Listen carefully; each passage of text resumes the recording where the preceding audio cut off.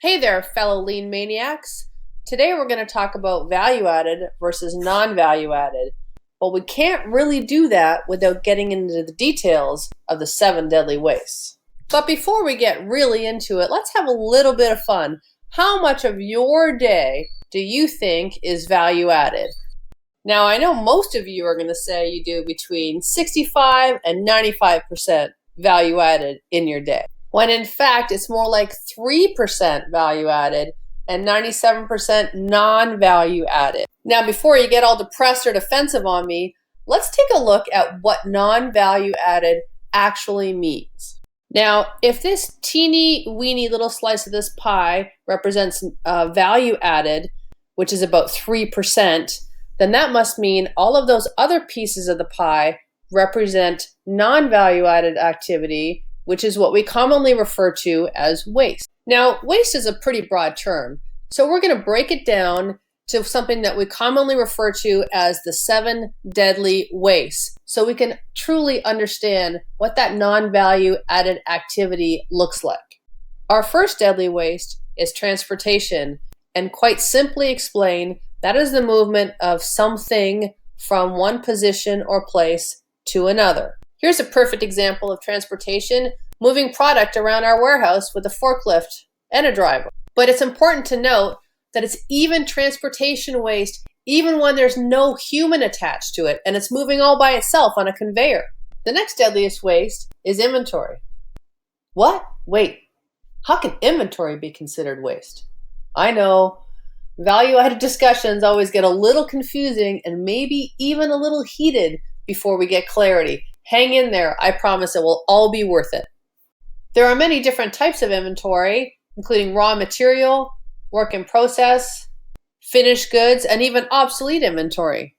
And all of this inventory is not only taking up space in your factory, but it's tying up cash. I like to tell people to view inventory as giant piles of money sitting in your shop, because you paid someone to order it, receive it, store it, take it to the line, put it back in storage, move it around, add more material to it, move it around. You see where I'm going with this? And that's the good inventory.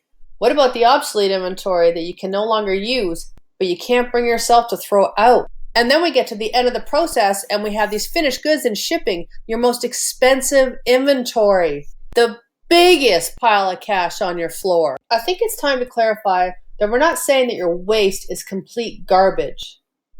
Our goal is to get you to see the waste for what it is. We want you to reduce the waste in your processes, but until you learn how to see waste, you're blissfully unaware and you can't fix something that you don't see. Okay, now we got past that tough one. Let's move on to motion. Motion is one of the easiest forms of waste to understand. Basically, it's any motion being made by man or machine that is not necessary.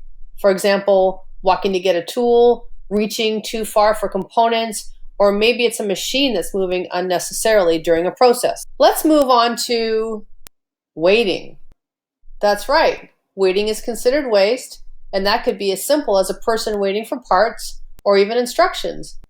It could also be a machine waiting for an operator, or a product waiting for the next machine to be available. And now we've arrived at overproduction. Pay close attention to this one. We like to call this one the mother of all waste. And the reason for that simply is because you immediately engage the 6 other deadly wastes when you overproduce. Technically, overproduction is making more than the subsequent process can handle.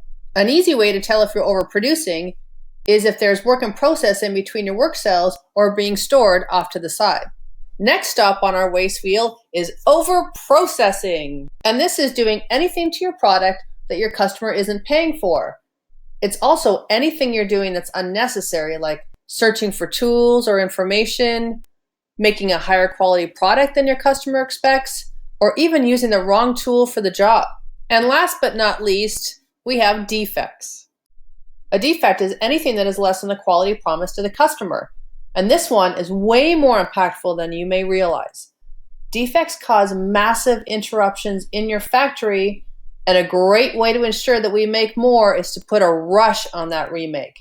There is so much hidden waste associated with defects. I challenge you to follow a defect around your shop. I promise it will be a huge eye-opener. And remember we talked about overprocessing? Well, fixing or repairing a defect is a great example of overprocessing. All of these wastes are examples of non-value added activity. So what is value-added activity exactly? Well, it's anything that you're doing that is transforming the product. So when that saw blade is cutting the wood, that's value added.